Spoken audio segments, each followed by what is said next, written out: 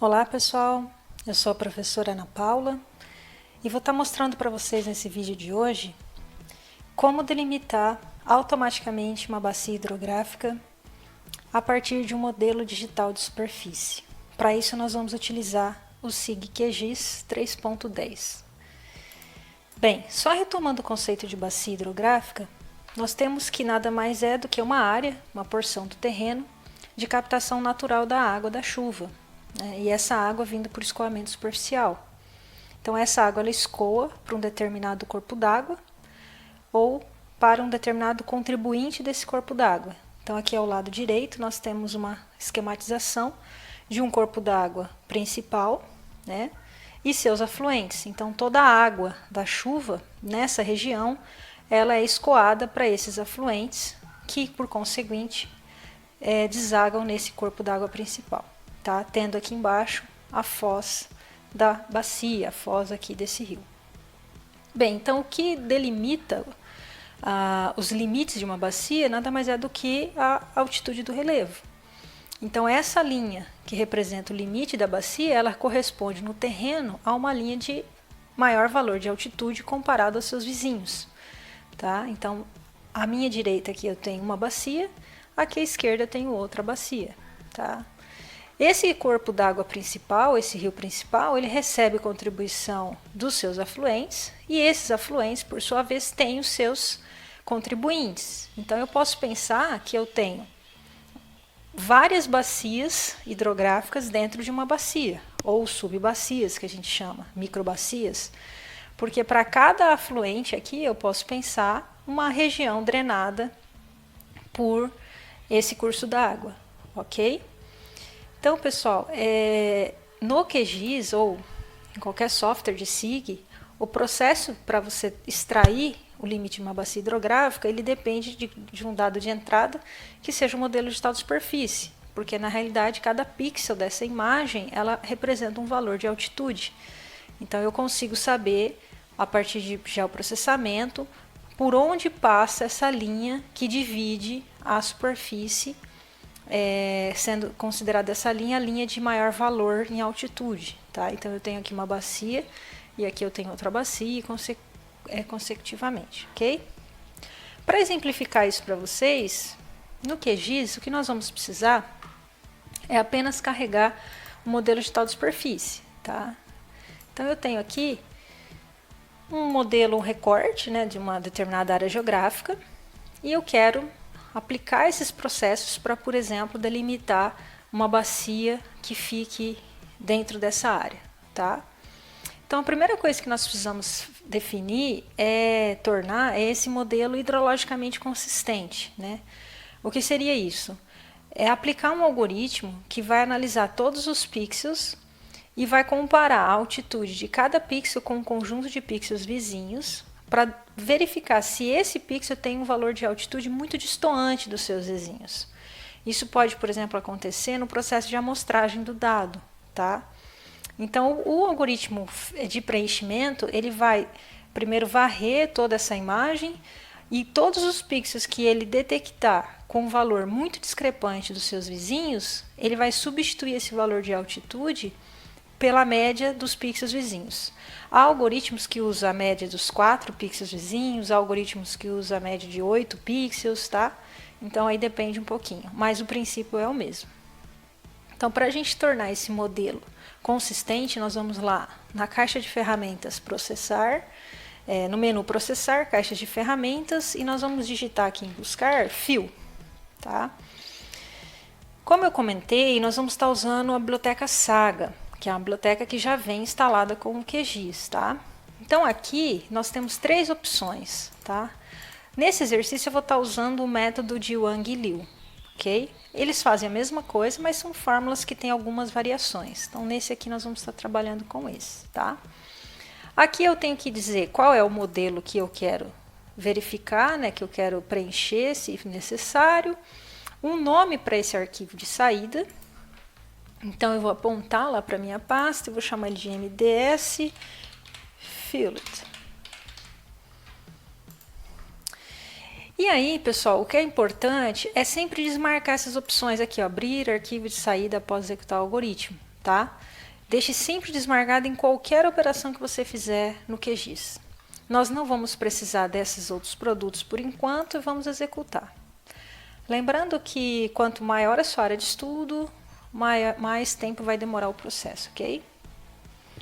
Então, o que nós esperamos é que ele gere um arquivo TIFF dentro da nossa pasta, com o nome que nós especificamos ali na opção arquivo de saída, ok? Então, mais um pouquinho, ele deve estar finalizando.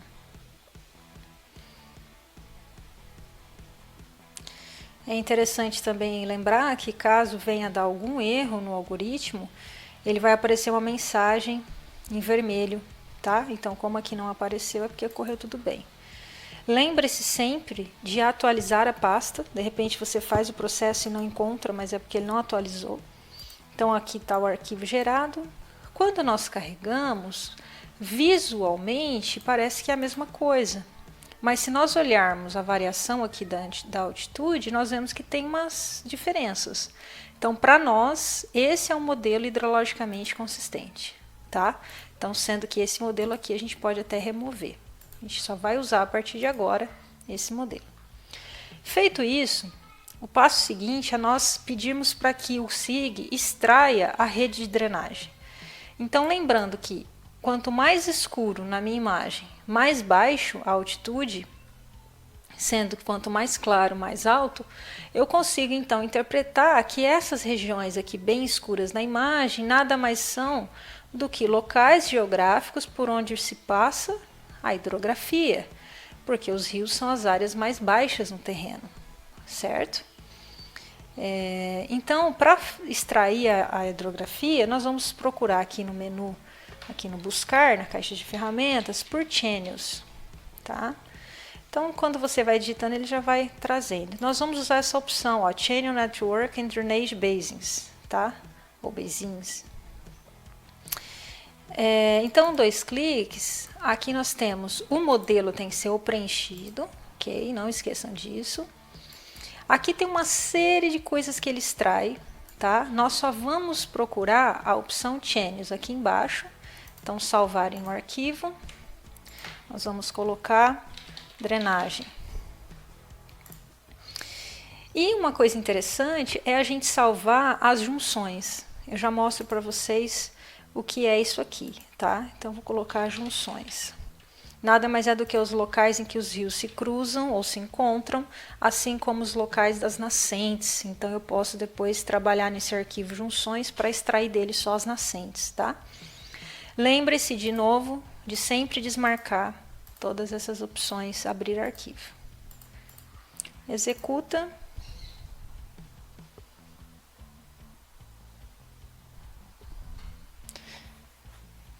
Então, agora nós temos a expectativa que ele gere 2 arquivos vetoriais, um para representar a drenagem e outro para representar junções. A drenagem vai ser um arquivo vetorial de linhas e as junções um arquivo de pontos. Então, ele está realizando aí todo o processo.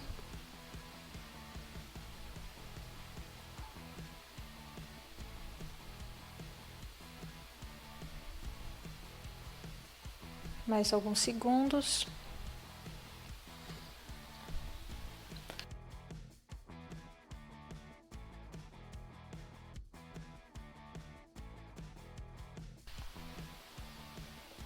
Então, ele está executando. É bem interessante não mexer, tá, pessoal, no computador enquanto ele estiver fazendo esse processo.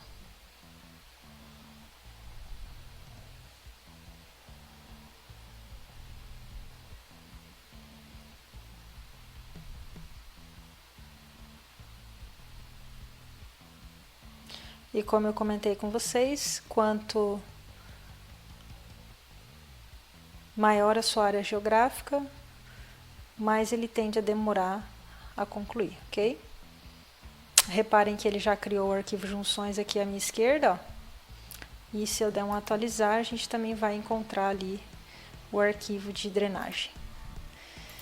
Bem, então trazendo drenagem e junções aqui para o QGIS. tá? Então reparem que em relação às junções, ó, ele coloca tanto aonde começa cada linha, ou seja, as nascentes, quanto o encontro de cada rio, tá?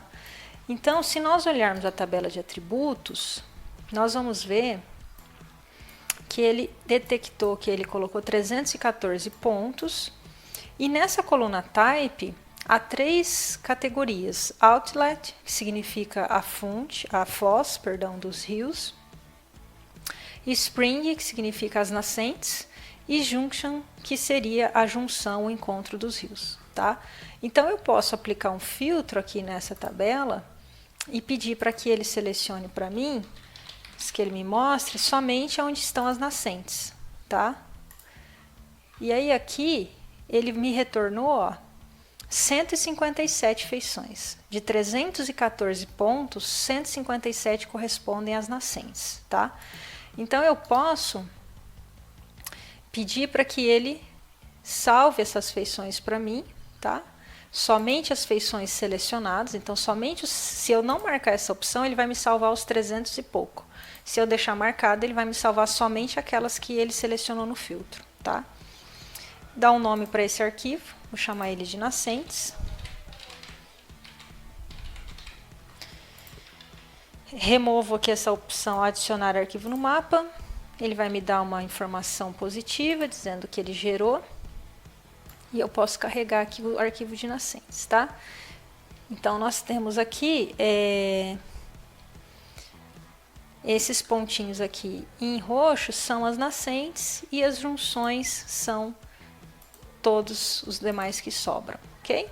Então, eu vou só remover essas junções aqui para ficar só com as nascentes, que é que nos interessa. Deixa eu só mudar essa cor. Vou colocar aqui um amarelinho para dar um maior destaque, ok? Bem, então nós temos a drenagem, então as nascentes aqui dos rios e a drenagem, tá? Então aquilo que eu comentei com vocês, reparem que, deixa eu aumentar um pouquinho essa espessura, para ficar melhor para vocês identificarem. Repare que aonde está as regiões mais escuras do modelo é exatamente por onde passa a hidrografia, tá? Então, à medida que eu vou ligando e desligando essas drenagens, ó, vai formando na nossa mente claramente essas divisões em branco aqui, ó, vocês percebem? Isso, na realidade, nada mais é do que o quê? O limite dessa bacia aqui, no caso desse afluente aqui, ó, tá? Desse corpo principal aqui, ó. Então, eu tenho, por exemplo, várias bacias aqui. Então, imagine que sua área de estudo, de repente, é exatamente essa bacia menor aqui, tá? Então, você pode pedir para toda essa área traçar o limite só dessa bacia aqui que te interessa, tá? Bem, então, continuando, nós fizemos o preenchimento do modelo, extraímos a drenagem, extraímos as nascentes. Agora nós precisamos aplicar um processo de determinar a direção para onde essa água escoa, né? Então o SIG ele ainda não sabe se a água está indo daqui para cá ou daqui para lá. Então a gente precisa calcular a direção de fluxo. Então para isso nós vamos usar um algoritmo chamado R.Watershed, esse aqui, ó, que está na biblioteca GRASS, tá? Não mais na biblioteca Saga.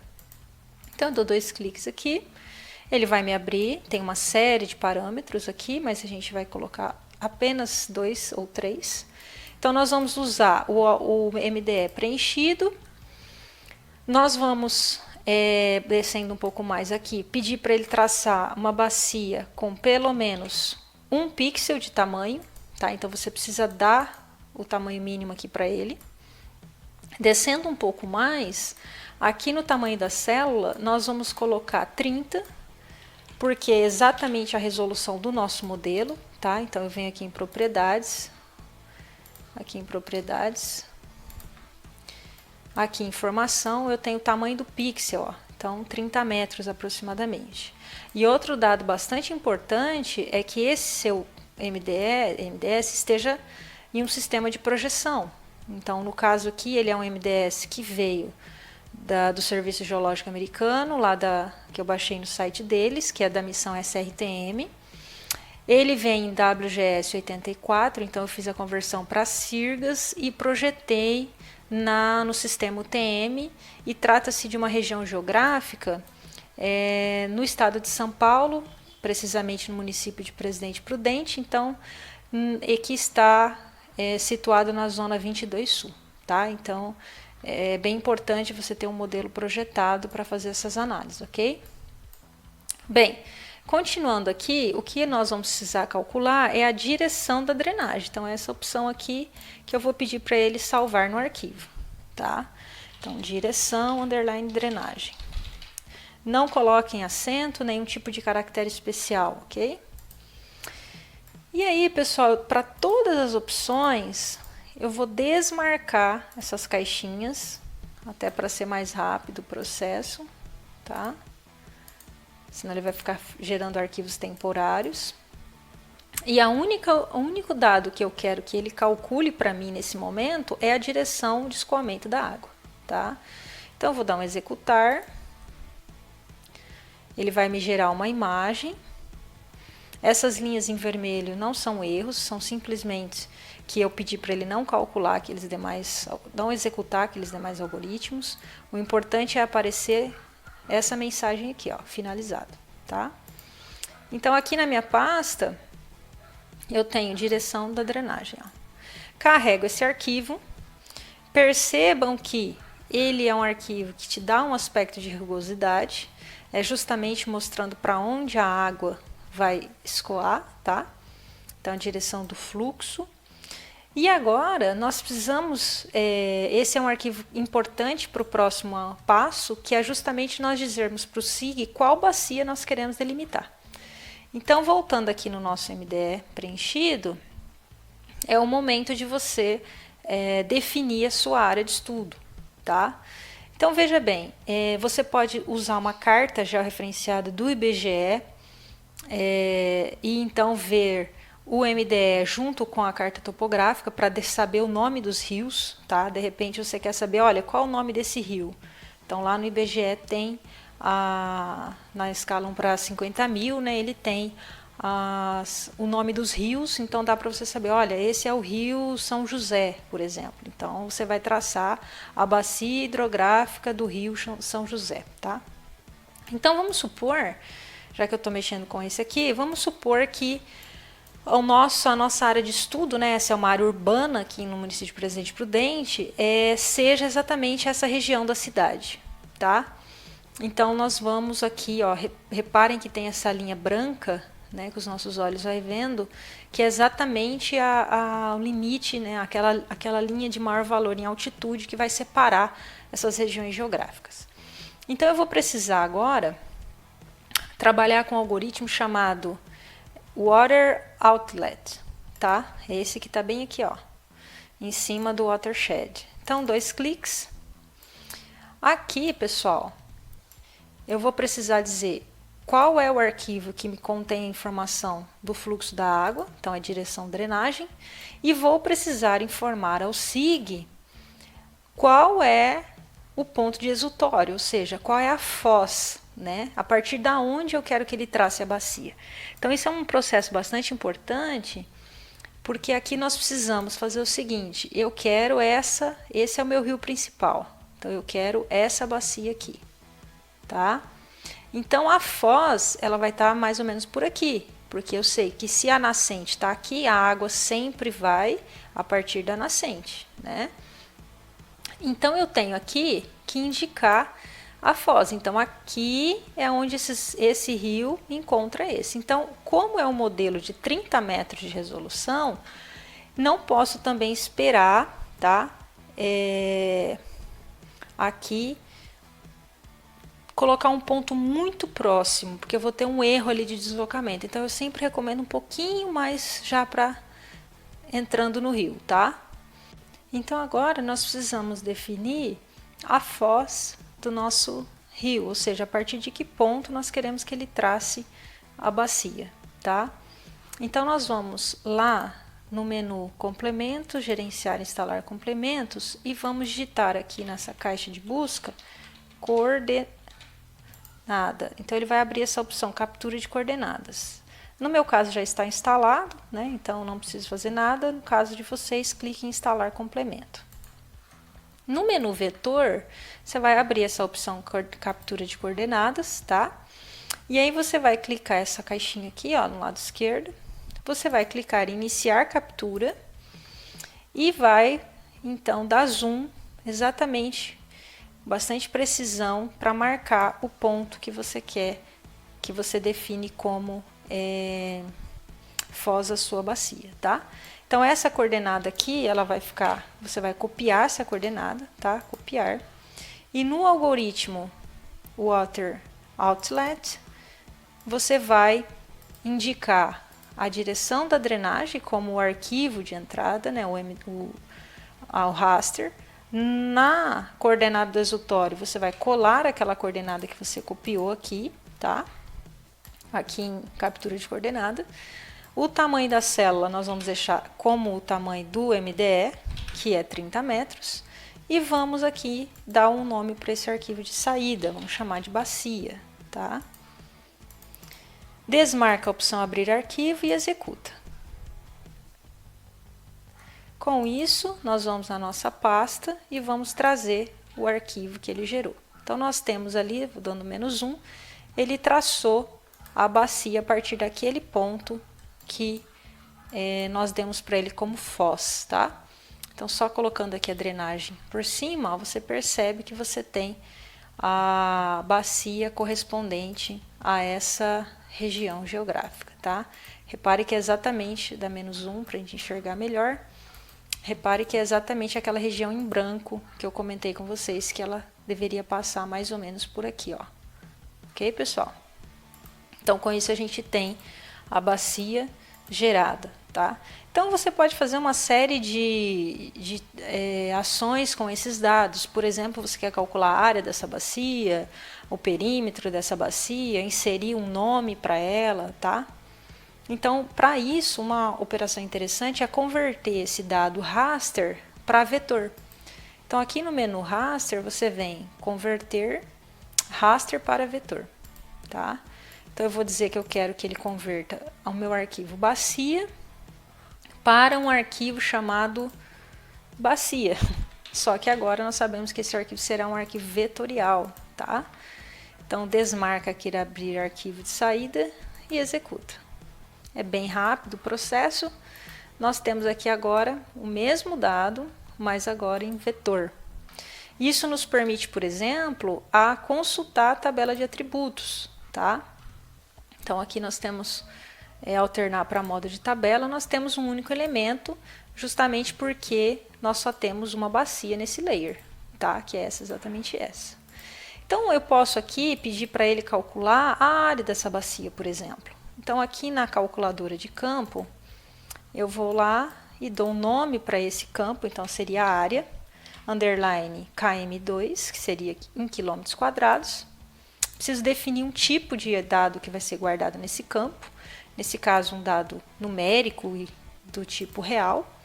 E em precisão aqui, 2 casas após a vírgula, tá? Aqui no campo buscar, eu preciso indicar para ele a função matemática que calcula a área. Então, eu vou digitar área, ele já vai buscando opções, e nós vamos marcar essa opção aqui, ó, área com esse cifrão na frente, tá? 2 cliques, ele me mostra aqui, então essa é a expressão que calcula, mas como esse dado está na projeção TM, eu tenho que dividir isso aqui por 1 milhão para transformar de metros para quilômetros quadrados, tá? Então, com isso, dou um OK, ele já me gera aqui. Então, essa minha área de estudo, ela tem 10,7 km quadrados. Posso pedir que ele calcule da mesma forma o perímetro, né? Então, lá em calculadora de campo, eu vou colocar peri, underline, em quilômetros também, é um número real. E eu vou digitar aqui perímetro.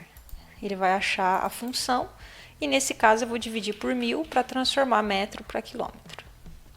Então eu tenho que a minha bacia tem 10,7 de área em quilômetros quadrados e 20,3 aproximadamente em quilômetros em perímetro. Posso, por exemplo, criar um campo que armazene o nome da bacia. Então, nesse caso, uma forma simples e rápida é vir aqui, ó, novo campo, tá? Então, esse novo campo vai se chamar nome, porque eu quero armazenar o nome da bacia.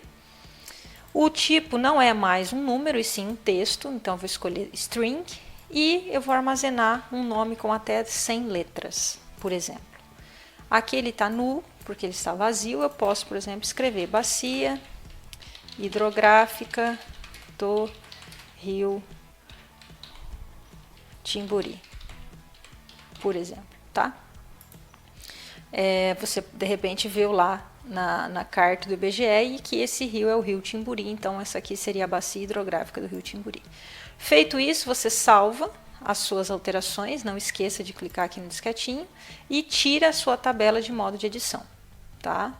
Então agora você tem armazenado aí os seus dados na base de dados. Eu vou aqui remover o MDE, então.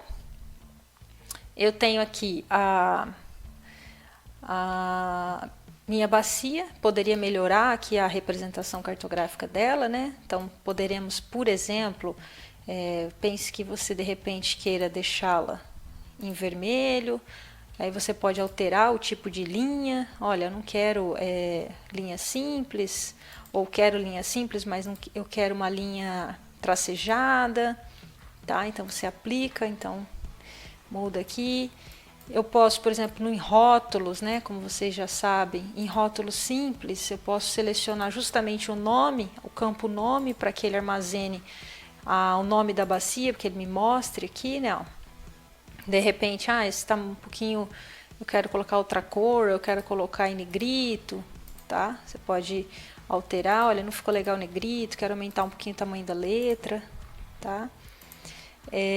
Os rios você pode deixar numa conotação que te remeta à água, então poderíamos pensar aqui na simbologia dos rios, deixar em azul, tá? Então, com isso você tem aí você já vai criando, né, o seu projeto. De repente você diz, olha, eu quero deixar só os rios que estão dentro dessa bacia, então é um processo bem simples, em vetor, geoprocessamento, você pode fazer um recorte.